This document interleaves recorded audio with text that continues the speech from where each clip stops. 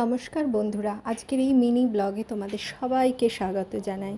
আজকের এই ভিডিওটা শ্যুট করা হয়েছিল গুরু পূর্ণিমার দিনে। গুরু পূর্ণিমা, তাই আজকে ভাত, মুড়ি, পেঁয়াজ, রসুন বা ননভেজ কোনোটাই খাবো না। তাই আজকে আমরা ঠাকুরকে ভোগ দেব, যেহেতু আজকে গুরু পূর্ণিমা। আমাদের গুরু হলেন শ্রী শ্রী রামকৃষ্ণদেব। তার ভোগের জন্যই আজকে নানা রকম ব্যবস্থা করা হয়েছে। পায়েস বানালাম, এছাড়া ছাতুর পরোটা, আলু ক্যাপসিকামের তরকারি, ছোলার ডাল নারকেল দিয়ে, আর আছে অনেক অনেক ভালোবাসা, ভক্তি আর শ্রদ্ধা। ঠাকুরকে ভোগ দেবার পরে সেই ভোগ আমরা প্রসাদ হিসেবে গ্রহণ করলাম। আর ছেলের জন্য ছিল একটু ডালিয়া আর ফল।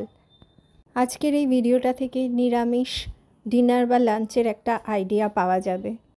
রাত্রের দিকে ছিল উপমা আর আলু ভাজা। উপমাতে পেঁয়াজ রসুন কিছুই ছিল না, শুধুমাত্র বেশ কয়েক রকমের সবজি দিয়ে উপমা বানানো হয়েছিল। রাত্রে খাওয়া দাওয়ার পরে বেরিয়ে পড়লাম বাইরে পায়চারি করতে। বেশ কিছুক্ষণ পায়চারি করবার পরেই বৃষ্টি শুরু হয়ে গেল, তাই ঘরে আসতে বাধ্য হলাম। বৃষ্টি থামতেই ছাদে চলে গেলাম।